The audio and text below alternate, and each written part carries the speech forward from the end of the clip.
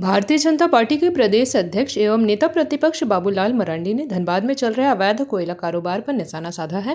प्रदेश कार्यालय में आयोजित प्रेस वार्ता में बाबूलाल मरांडी ने कहा कि आज तक यह सुनते थे कि अवैध कोयला व्यापारी पुलिस को पैसा दिया करता है, लेकिन धनबाद में प्रशासन और कोयला कारोबारियों के बीच 60 गांठ सामने आया है, जहां प्रशासन के अवैध कोयला कारोबार को संचालित कर रहा है।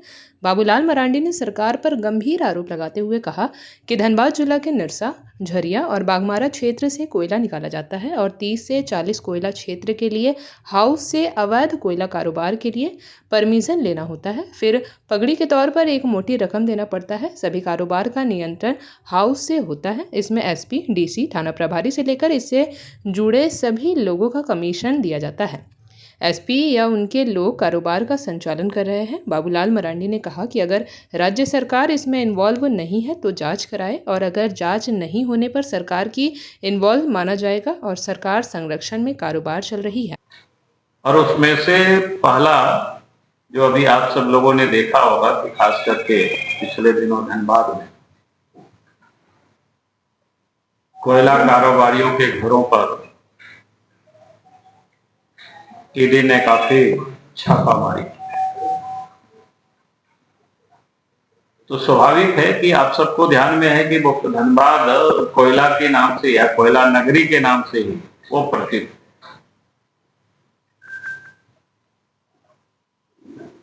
और उसके बाद थोड़ी सी मैंने हकीकत कुछ जानने की हमने कोशिश की कि भाई धनबाद में हो क्या रहा है, इतना बड़ा बड़ा इस प्रकार से अचानक छापेमारी हुई है।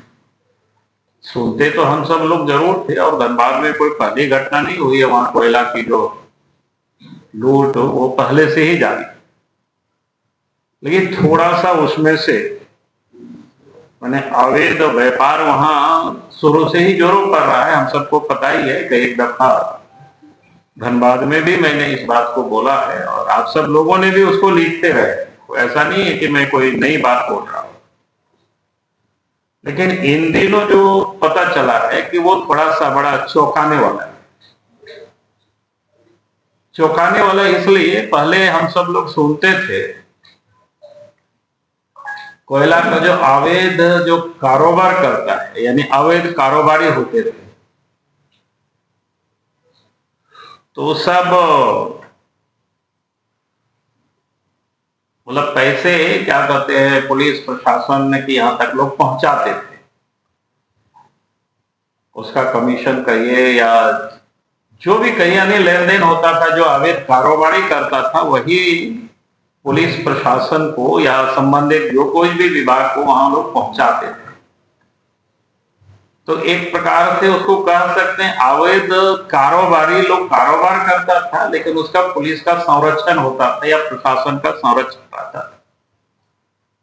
लेकिन अब जो जानकारी मिली है वो ठीक उल्टा मिला है, और इसीलिए मैं आप सब लोगों के साथ आज बात को सिर्फ मैं शेयर कर रहा हूं। तो ये बड़ी अपने आप में चिंता का विषय है। चिंता का विषय इसलिए कि पुलिस प्रशासन और कोल माफिया जो कोयला कारोबार से जुड़े, यानी एक प्रकार से साझेदारी लोगों ने कर लिया है। और साझेदारी नहीं बल्कि उससे आगे बढ़कर के जो धनबाद जैसी जगह में सिर्फ जो पुलिस पदाधिकारी हैं,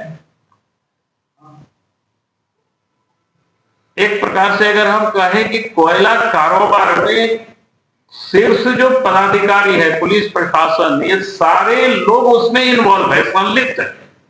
ये सबसे चिंता का विषय है।